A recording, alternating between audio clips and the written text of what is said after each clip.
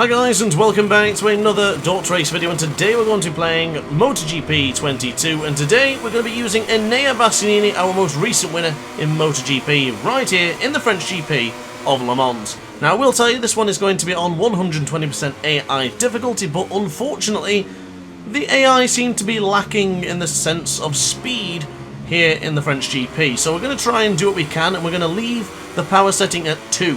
Hopefully that will make it a little bit more entertaining, a little bit more competitive here today as we just get into the right hand side there, pushing Remy Gardner wide, actually helping him get ahead of Alex Marquez there. So Remy, you owe me that one for that one, but as we dive up on the inside of both VR46 Mooney squad, as we get a little bit of contact there with both Fabio Di Gianantonio, Luca Marini, and now Johan Zarco ahead of us in 13th place, but bringing on the power with the lowest TCS, and there you go. Look at the state of the AI in MotoGP 22. I've got to tell you, it's beginning to annoy me, this. Since the update, the AI are just absolutely woeful. Check out what they're going to be like here going into Shimano Buff. Morbidelli, Espargaro, Binder, Mia and Quartararo all in one corner. Milestone, please fix this because this is ridiculous. It's so easy. Not even for just experienced players. I mean, you only have to be half decent at this game now to even get past about 6 riders under one braking zone. The first experience I had with this one was in Jerez, where we tried to brake going into the Pedrosa corner and just beat so many riders. It actually caught me off guard how slow the AI were going upon the brakes. Really weird stuff here today. But nevertheless, we're still going to make some good content out of this, so following behind Marc Marquez, we'll try and get him going into turn 3 in just a moment's time before we get to the Dunlop chicane. So into the Dunlop corner we'll go for turn 2. Ahead for now, a little bit of contact with the 8 times world champion as the Beast slots himself through up into turn 4. Wonderfully done up on the inside of the Repsol Honda man. So now to the right hand side for the interesting corner of La Chapelle. Of course, Pedro Acosta falling victim to this particular corner at the Grand Prix just at the weekend. As now Jorge Martin also had a very wretched Le Mans GP this weekend. Almost so that it's looking a bit bleak for Jorge Martin this season. Really not what we expected for the young Spaniard. We're bringing the power on now, and we're probably going to get him going into the right-hander to Garage Vert, but not quite yet. But I can rest assured that Martin and Miller will both be bettered by this particular Ducati on the entry into Shimano Buff in just a few moments. So away we go then, pulling out of the slipstream, not like we even needed it, as we now go very firm on the brakes for Shimano Buff. Now, MotoGP 22 has had some strange things happen since the update. Of course, the claim that the physics have not been touched yet, so probably around 80% of players I've spoken to feel like there has been a change with the physics and a few things of MotoGP 22. The devs say no, and I've also had friends that said it has not been changed, so very weird that we're all discussing this. But still, the engine braking is broken. That's why I'm now on engine brake 3 rather than 4. One of the guys in the live stream, and my apologies, I've just forgotten who it was, but nonetheless, thank you very much for letting me know as we now go into the right hand side for turn 2 and then brake very firm for turn 3. Looks like I've got a little bit too gentle on the brakes there, still going for the old MotoGP 21 braking, where I'm just a little bit too soft on the brakes, a habit that I am really struggling with to get out of my head, that I can go much further, firmer on the brakes, much further back. It's just something I'm getting used to. But for now, we did lose a position to Martin and Miller, but I'm not concerned in the slightest. We'll try and reclaim the position from the Pramac Ducati ride, but we did run it deep going into Musée.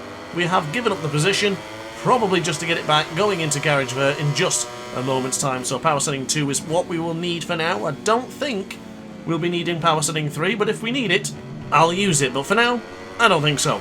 So Pecco Bagnaia ahead of us by 1.2 seconds as Bastianini is closing in ever so slowly. But let's see what we get going into Shimano Buff here. So the gap was 1.1, it's down to 4 tenths maybe after this one. Not quite. 6 tenths, 5 tenths still. Oh, just into the 4 tenths about mark, but it's still 5 tenths for now.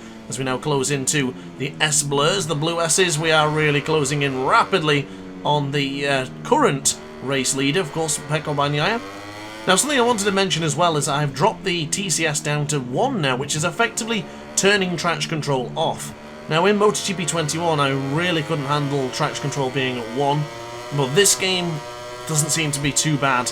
I'm having no difficulty, no issues with TCS on 1, and anti-wheelie 2, quite like it at that. So I am going to be doing a video very soon regarding my electronic settings for each of the categories, because I do believe I get asked this question quite a lot. What electronics should I be using? What electronics do you use? And what would you advise? So let's do a video very soon and let's work it out together. I've also got my track guide breakdown coming up very, very soon, so stay tuned for that. And of course, if you are interested in the content, be sure to hit the like button and consider subscribing for a lot more DrAce content. But back to the action as it unfolds ahead of us. Into Musée, Bagnaia ahead of us by half a second, so we did lose a little bit of time, but we will claw it back from Sector 3 and Sector 4. It's definitely our strongest part of the circuit. Closing in into Garage Vert, of course the corner where Bagnaia made his little bit of a mistake in the Grand Prix, which then resulted in a crash further down the line, as Enea Bastianini unflapped the unflappable man of Pecco Bagnaia. But into the Shimano buff, right hand side will go now for turn 10, keeping it nice and pinned for the right hand side. Not too pinned, because of course bring on acceleration just a little bit too abruptly would slide the rear just that little bit too much. But with the soft front and the medium rear, we're not really concerned for tyres right now. Still plenty of life left in them and still plenty of time in this Grand Prix. But going to the right hand side now, really closing up now to the factory Ducati. Will Pecco Bagnaia have Enea Bastianini as a teammate next season? If you ask me, that's who I'd be putting it in right now if I was asked today. So now on to the charge to the innocuous corner of turn 1 and turn 2. Holding it to the right side a little bit wide here. Going to go onto the rumble strip and almost pulling the Alex Rins into that particular corner. What a shocking crash that was at the Grand Prix weekend. That was a scary moment for the Suzuki. An absolute disaster for the Suzukis in general, really, with both Alex Rins and Joan Mir crashing out. The breaking news of Suzuki pulling out of the championship.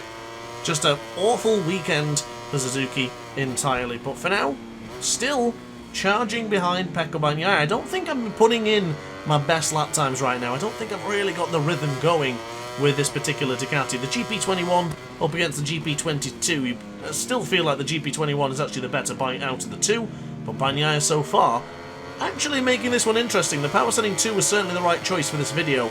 Did consider using power setting 3 and even considered using power setting 1, but for now, hard on the brakes will go. Going into the Shimano buff corner for the S, the left hand side for the small S, the little kind of chicane there as we go to the right hand side for turn 10. Looks like Pecco Bagnaia has been conquered on lap 5 of 7 here in the French GP. If you like that one, be sure to leave a like. But now to the left hand side for turn 12, running it a little bit deeper. Kind of prefer to go for a tighter apex there. I was using a bit of rear brake to try and angle the motorcycle in for the right part, but I couldn't seem to position the Ducati where I wanted to be. But outer recordment for turn 14, bringing on the power, and across the line we will go. It's our 131.049. I would definitely like to get into the low 130s, or excuse me, the high 130s, or a very, very low 131. But when you're that close to the next increment a second, I want it. So 130s, here we come. But to the right hand side for turn 4, Pecco Bagnaia just appearing on the bottom of your screen there, ladies and gentlemen. Super close to the rear of the GP21 and Bastianini. But for now, the man on board the Grassini Ducati is still leading the Grand Prix, as there has been a crash further behind. Not entirely sure where that is. Looking at the graphic, it looks like somewhere in the Dunlop chicane. Don't know who it was. We don't get told anymore. Well, nonetheless, continue on from now. 0.3 of a second quicker than Pecco Bagnaia right now, or at least on the screen. It's depicting the 0.3 of a second quicker than the previous lap time. Little bit wide here for Garage Vert, but it can be done, and that is not so bad. Get the right acceleration out here, upshift a couple of times just to make sure the front wheel doesn't lift up in the air ever so slightly, and brake firm for Shimano buff. I feel like I've gone a bit too wide here, a little bit too late as we try and slam on the rear brake to try and stop the motorcycle from careening into the runoff line, but we are pretty good for now. We lost that advantage and lost a wonderful lap time that could have been just a moment ago, but we'll try and catch it back up for the final lap. We'll have one more attempt of getting into the 130s. You know what, I may do a time trial challenge here in Le Mans at some point, because I do feel like low 130s are actually a thing. Bear in mind, we are only using power setting 2. Imagine what it'd be like if we were using power setting 3 under the pressure of getting a lap time or possibly a world record. You better believe we're going to be doing that at some point. But for now, into the right hand side for Dunlop, braking firm onto the left hand side. See how much braking pressure is being applied in the bottom right corner of your screen by looking at the gauges. Now Pecco has really closed in right now, but will it be enough to dethrone us into the next couple of sectors? Running it deeper for La Chapelle. Not really how deep I like to go. I go for a more tighter apex for La Chapelle, but nonetheless it's fine. TCS1 was certainly a good enough decision for me. May probably use TCS1 from now on in the best category, because, well, Simply, it's a little bit more entertaining that way for me because I now have to be a bit more gentle on the acceleration rather than getting away with a full fistful of throttle every single corner. We're now into Garage Vert for their final time of asking. A 0.5 of a second gap it is to Bagnaia and Jack Miller behind, so a very similar podium what could have been in MotoGP if Pecco had not crashed. No sign of Aleix Espargaro, so that is a disappointment, but I do believe he is roughly about as competitive he is in real life, so not too bad as far as the AI is concerned. But now breaking into the final couple of corners, only 1 or 2 more to go, and then it is going to be curtains for Enea Bastianini. And I tell you what, I was going to consider a big wheelie across the line, but I'd rather go for a 1:30 lap time.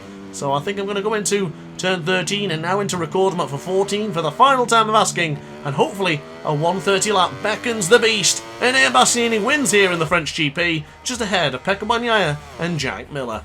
So then guys, thank you very much for watching. I hope this video entertained you, and we did actually get the 1:39.64, so that is a good sign. But upon that note guys, that is it from me. I hope you enjoyed. Hit the like button, hit the subscribe button, and we'll see you in the next video. Ciao for now. Oh hi, didn't quite see you there. Good to see you're still here. If this video didn't quite sate your appetite, then why not watch some more DrAce content by clicking the video shown on screen now. Furthermore, if you would like to follow me on social media, you can do so now with the links down in the description. Consider subscribing so you don't miss a single DrAce video.